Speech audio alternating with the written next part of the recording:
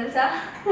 అంటే ఒక ట్రాన్స్జెండర్ అయ్యుండి ఒక జాబ్ చేస్తూ మంచిగా అంటే ఎలాంటి గలీజ్ పనులు చేయకుండా నార్మల్గా మీకు తెలిసిందే కదా, ట్రాన్స్జెండర్ అంటేనే ఇబ్బంది పెట్టడం, జనాలని షాపులో వెళ్ళి అడుక్కోవడం అలా చేస్తారు. అసలు జాబ్ ఎప్పటి నుంచి చేస్తున్నారు, జాబ్ చేయాలని ఎందుకు అనిపించింది? ఫస్ట్ ఆఫ్ ఆల్ ట్రాన్స్జెండర్స్ అందరూ కూడా గలీజ్ పనులు అంటే కొంతమంది చేస్తారు, కొంతమంది జీవితం బ్రతక తెరువు లేక ఆపర్చునిటీస్ లేక ఇంకా బ్రతకటం కోసం కొంతమంది చేస్తుంటారు. కొంతమంది వల్గర్ అంటే మంచి చెడు ప్రతి జెండర్లో ఉందండి.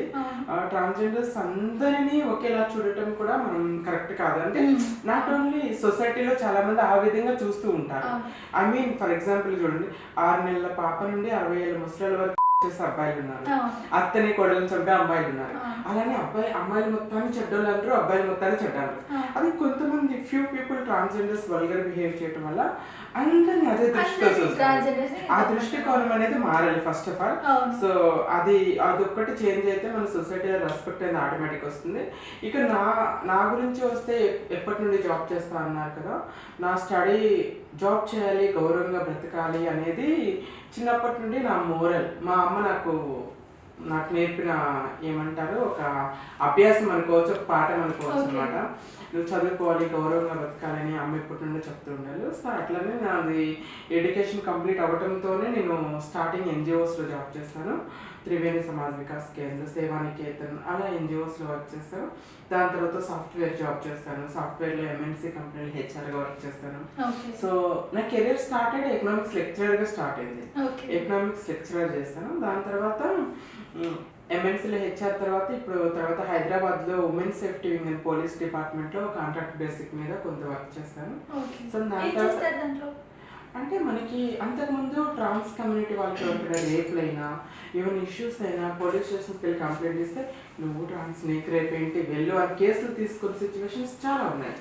అంటే పట్టించుకోకుండా ట్రాన్స్ ఎల్జిబిటిక్యూ కమ్యూనిటీకి ఎక్కడైనా అన్యాయం జరిగితే లీగల్గా వాళ్ళు న్యాయం కోసం పోరాటం చేస్తున్నప్పుడు వాళ్ళకి న్యాయం దొరికేది కాదు, ఎక్కడికి వెళ్ళినా చుక్కెదురయ్యేది.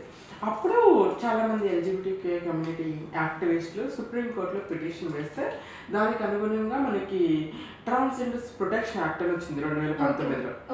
ట్రాన్స్జెండర్స్ ప్రొటెక్షన్ యాక్ట్ ప్రకారం ఏంటంటే ఎల్జిబిటిక్యూ పీపుల్కి కూడా ఎక్కడైనా లీగల్గా అన్యాయం జరిగినప్పుడు వాళ్ళు లీగల్గా న్యాయం పొందొచ్చు, వాళ్ళకి ఆ రైట్ ఉంది అని చెప్పేసి సుప్రీంకోర్టు తీర్పు వచ్చింది. దాన్ని బేస్ చేసుకొని మన తెలంగాణ ఫస్ట్ పోలీస్ డిపార్ట్మెంట్లో, మన తెలంగాణ స్టేట్లో additional director general of police department ఆయన. So at the same time DIG, CI, ASP వీళ్ళందరూ ఆధ్వర్యంలో ఒక ప్రైవేట్ ప్లేస్ అని స్టార్ట్ చేస్తారు అనమాట. ఆ ప్రైవేట్ ప్లేస్లో ఎల్జిబిటిక్యూ పీపుల్కి ఎక్కడైనా అన్యాయం జరిగితే వాళ్ళకి లీగల్గా న్యాయం జరుగుతుంది అనమాట. ఆ సెల్లో చాలా మంది వచ్చారు ఇంటర్వ్యూస్కి, బట్ ఆ సెలెక్టెడ్. నేను 1 year కాంట్రాక్ట్ బేసిక్ మీద ప్రైవేట్ ప్లేస్లో కోఆర్డినేటర్గా వర్క్ చేస్తాను. సో దాని తర్వాత ఎట్ ప్రజెంట్గా నేను ఇండియన్ కాన్స్టిట్యూషన్ వాల్యూస్ మీద వర్క్ చేస్తున్నాను. యక్షి కూడలి అనే ఒక ఎన్జిఓ. సో మెదక్ సంగారెడ్డి డిస్టిక్లో ఉన్నటువంటి 18 విలేజెస్లో still cost discrimination, gender discrimination అలాంటివి ఉన్నాయన్నమాట. అక్కడ వాళ్ళలో కొంచెం అవేర్నెస్ తీసుకురావటం. సో కల్చరల్ యాక్టివిటీస్ ద్వారా వాట్ ఈస్ ఇండియన్ కాన్స్టిట్యూషన్లో మనకి ఫండమెంటల్ రైట్స్ ఉన్నాయి. ఫండమెంటల్ రైట్స్లో ఈక్వాలిటీ రైట్ ఉంది. ఈక్వాలిటీ రైట్ ఏం చెప్తుందంటే కుల, మత, వర్ణ, వర్గ, లింగ భేదం లేకుండా అందరికీ ఈక్వాలిటీ ఉన్నారు. కానీ ఈ విషయం కూడా తెలియని ప్రజలు చాలా మంది ఉన్నారు సొసైటీలో. మనకి భారత రాజ్యాంగం ఉంది, రాజ్యాంగంలో ఫండమెంటల్ రైట్స్ ఉంది, మనకి ఈక్వాలిటీ రైట్ ఉంది, ఇవన్నీ తెలియని ప్రజలు కూడా చాలా మంది ఉన్నారు. సో అలాంటి వాళ్ళందరిలో కొంచెం అవేర్నెస్ తీసుకురావటం, men women there is no difference, అందరికీ ఈక్వాలిటీ ఉంది, ట్రాన్స్జెండర్ అయినా మెన్ అయినా ఉమెన్ అయినా అందరూ సమానమే, అందరికీ హక్కులు సమానంగా వర్తిస్తాయి. సో ఆడవాళ్ళని చిన్నతనంగా చూడకూడదు, కాస్ట్ డిస్క్రిమినేషన్ చేయకూడదు, ఇలాంటి వాటి మీద వర్క్ చేస్తున్నాను నేను అట్ ప్రజెంట్గా. ఇది చేసుకుంటానే ప్లస్ నా కెరీర్, నా డ్రీమ్స్ అనమాట. యాక్టింగ్, మోడలింగ్ కూడా కంటిన్యూ చేస్తున్నా. యాక్టింగ్లో నా కెరీర్ స్టార్ట్ అయింది థియేటర్ ప్లేస్లో స్టార్ట్ అయిందండి. నేను హైదరాబాద్ 2019లో వచ్చాను. అంతకుముందు వరకు కూడా నేను ముంబైలో వర్క్ చేస్తుందండి సాఫ్ట్వేర్ కంపెనీలో. సో నేను హైదరాబాద్ రావటం నా డ్రీమ్స్ని ఫుల్ఫిల్ చేసుకోవాలి, నేను యాక్టింగ్లో, మోడలింగ్లో నా కెరీర్ని స్టార్ట్ చేసుకోవాలని ఆశతో ఉన్నాను అనమాట. అప్పుడు యాక్టింగ్ ఆపర్చునిటీస్ కోసం నేను ట్రై చేస్తున్నప్పుడు అమన్ అహ్మద్ గారు థియేటర్ ప్లేస్ చేస్తారనమాట.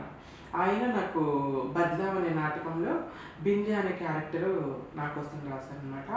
నా కెరీర్ స్టార్ట్ అయింది యాజ్ ఎ బింద్యా. ఇంకా బాగా గుర్తుకు పోయింది, ఎందుకంటే కెరీర్లో ఫస్ట్ యాక్టింగ్ కదా. సో బింద్యా అనే క్యారెక్టర్ చేశాను, అది లామకాన్ ఫినిక్స్ అన్నిట్లో చేశాను అనమాట. రీసెంట్గా థియేటర్ ప్లేస్లోనే ఇంకా 2-3 నాటకాలు చేశాను. రీసెంట్గా యాంకర్ జాన్సెక్ ఉన్నారు కదా, సో ఈజ్ వెరీ టాలెంటెడ్. తనే ఓన్గా రాశారనమాట ఒక నాటకం, అది టిట్ ఫర్ టాట్ అనే ఒక నాటకం అనమాట. అది రంగభూమిలో చేస్తాం అనమాట. అందులో కూడా ఒక బ్యూటిఫుల్ క్యారెక్టర్ చేశారు అనమాట టిట్ ఫర్ టాట్ షోలో. ఆ షో చూడటానికి మన టాలీవుడ్ ఇండస్ట్రీలో పెద్ద పెద్ద వాళ్ళందరూ వచ్చారండి. అంటే తనిఖీలవర్ణి గారు, ఆదిశేషు గారు అండ్ పెద్ద పెద్ద ఆర్టిస్టులు అందరూ రావటం నాకు ఆనందం, చాలా హ్యాపీనెస్. ఎందుకంటే ఇప్పుడు మనం మూవీలో యాక్ట్ చేసినా కూడా మన సినిమా చూడటానికి అందరూ కలిసి వెళ్తారో లేదో తెలియదు, కానీ మన థియేటర్ ప్లేస్ చూడటానికి అంత పెద్ద పెద్ద వాళ్ళందరూ వచ్చి చూసి ఆఫ్టర్ ద షో వాళ్ళందరూ అప్రిషియేట్ చేస్తారు కదా, చాలా బాగా చేస్తావు, చాలా ఇది చేస్తావు, ఇలా చేంజెస్ చేసుకోవాలి, ఇలా అంటే ఇట్ బ్లెస్డ్ అనమాట. అందరికీ అదృష్టం దొరకదు అనమాట. నాకు ఈ ఆపర్చునిటీ ఇచ్చినందుకు ఝాన్సీ అక్కకి నేను ఎప్పుడు రుణపడండి. ఎందుకంటే నేను బిలీవ్ చేసేది ఏంటంటే మనం హార్డ్ వర్క్ చేసుకుంటూ పోతుంటే అవకాశాలు మనల్ని ఎత్తుకుంటూ వస్తాయి. ఈ అవకాశం మాత్రం నన్ను ఎత్తుకుంటే వచ్చింది, నేనేమి వెళ్ళలేదు.